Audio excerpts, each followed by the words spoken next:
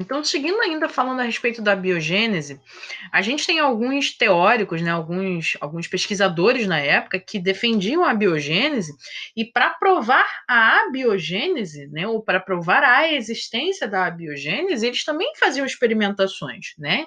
Esse aqui é um pesquisador chamado Van Helmont, né, que tentou elaborar uma receita, né, o que a gente considera hoje em dia a receita para produzir ratos, né?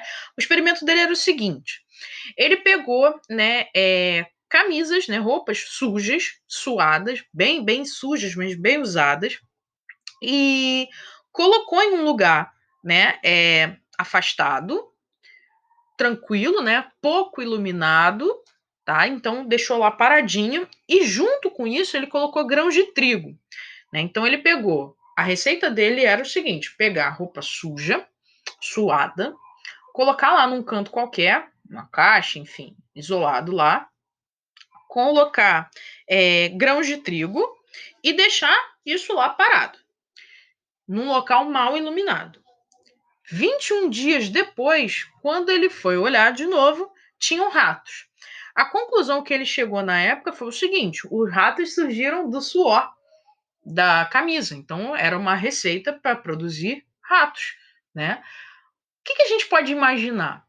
Como que ele chegou a essa conclusão? Vamos pensar com a cabeça de Van Helmont. Ora, ele deixou objetos que não tinham vida, né? E para ele, algo, né, o que Aristóteles chamava de princípio ativo, existia algum princípio ativo naquele suor que foi capaz de gerar o rato, né? Capaz de gerar um ser vivo. Se a gente estivesse lá naquela época, ou se a gente já existisse naquela época, e com tudo que a gente sabe nos dias de hoje, como que a gente poderia explicar o fato de terem surgido ratos naquele lugar? Veio do suor? Obviamente a gente já sabe que não. Então, como é que eles apareceram lá? Vamos lá. Ele tinha sujeira, bagunça, né? Um monte de roupa suja. E ele tinha comida, ele botou grãos de trigo, né? Então, os ratos não brotaram da camisa, mas eles foram até lá atrás de comida. Ah, por onde eles entraram? Ah, eles acharam algum lugar, né? Que foi uma falha, né? Durante esse experimento, e que eles conseguiram chegar até lá. Mas o que eu quero que vocês entendam é que ele observou, fez um experimento, testou e chegou a essa conclusão na época. E da mesma maneira de Van Helmont, né, outros tantos cientistas propuseram experimentos, testaram experimentos para explicar a abiogênese.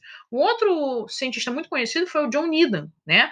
O John Needham fez o seguinte: ele colocou caldo nutritivo em diversos frascos, ferveu esses frascos por 30 minutos e imediatamente após a fervura ele vedou com uma rolha, né, para impedir a contaminação.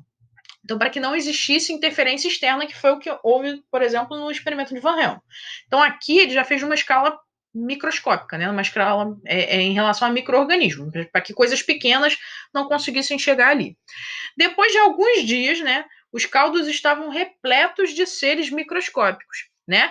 E com a fervura, né, ele achava que tinha esterilizado completamente os frascos e que esses novos micro-organismos só poderiam ter surgido por geração espontânea, né? Então, o que ele achava era exatamente o seguinte: se ele ferveu por 30 minutos, imediatamente após a fervura, ele tampou, deixou isso lá parado, e quando ele foi observar, ele tinha encontrado, né, o caldo ficava turvo, tá? Que é característico da contaminação. Então ele encontrou lá os micro-organismos, se estava fechado, não veio de fora. Da onde eles poderiam ter surgido? A única explicação que ele tinha para aquilo ali era a biogênese, né? Então os seres surgiram a partir da matéria inanimada, o ar, algo ali naquele caldo, o ar não conseguia entrar e algo ali naquele caldo justificava a presença daqueles micro-organismos naquele momento.